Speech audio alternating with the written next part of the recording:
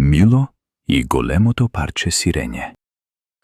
Мило беше мало весело глувче кое живееше во шарена куќичка под еден стар даб на крајот од малото глувчешко градче. Имаше округли уши, црвен шал и секогаш носеше мала жолта капа што постојано му паѓаше на очите кога трчаше. Но од се на светот, Мило најмногу сакаше едно нешто – сирење. Необично сирење. Тој сонуваше за најголемото, најмекото и највкусното сирење во целиот град.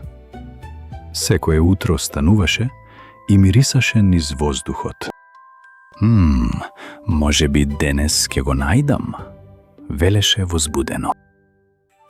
Еден сончев ден, додека шеташе низ градскиот пазар, неговото носе почна силно да мрда.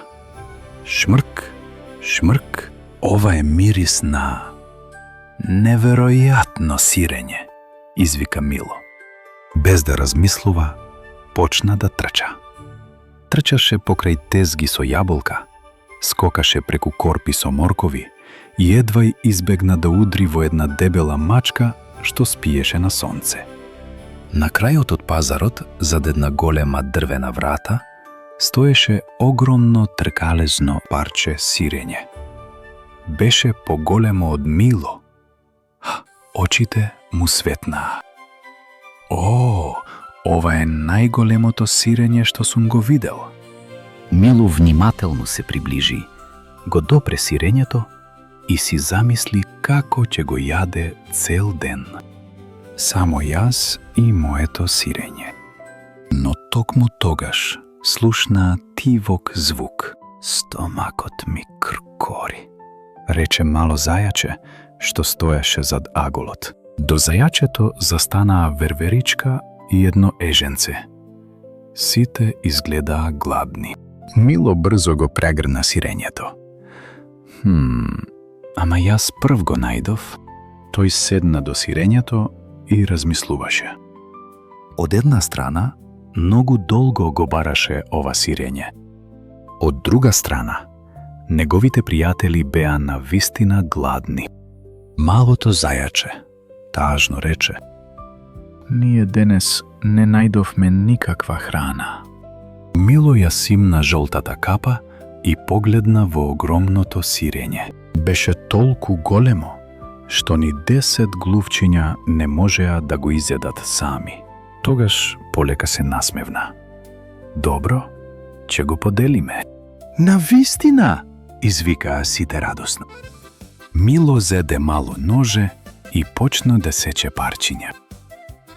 Едно за зајачето, едно за верверичката, едно за еженцето, па уште едно, па уште едно. Наскоро околу сирењето се собраа многу животинчиња од градот.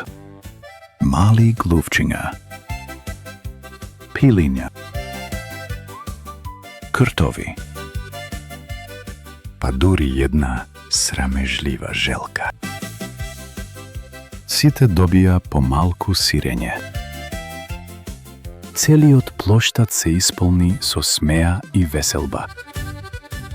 Некој свираше мала хармоника. Други пак танцуваа. А Мило седеше во средината и се смееше најгласно од сите. На крајот, кога сонцето почна да заоѓа, до Мило дојде старата продавачка на сирење. Се насмевна и рече: те гледав цело време. Мило се исплаши малку. Извинете, дали сирењето беше ваше? Старицата кимна. Да, но сакав да видам што ќе направиш.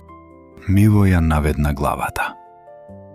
Прво, сакав да го задржам само за себе, но старицата се насмеа. А сепак го сподели. Тоа е најважно. Потоа му подаде мало пакетче. Кога Мило го отвори, очите повторно му засветкаа. Внатре имаше уште едно сирење, помало, но совршено округло и прекрасно миризливо. Ова е за тебе, рече старицата, бидејќи добрината секогаш се враќа.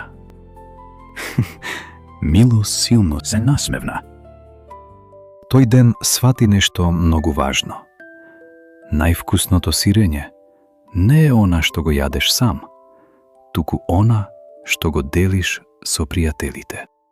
Довидување, драги дечиња.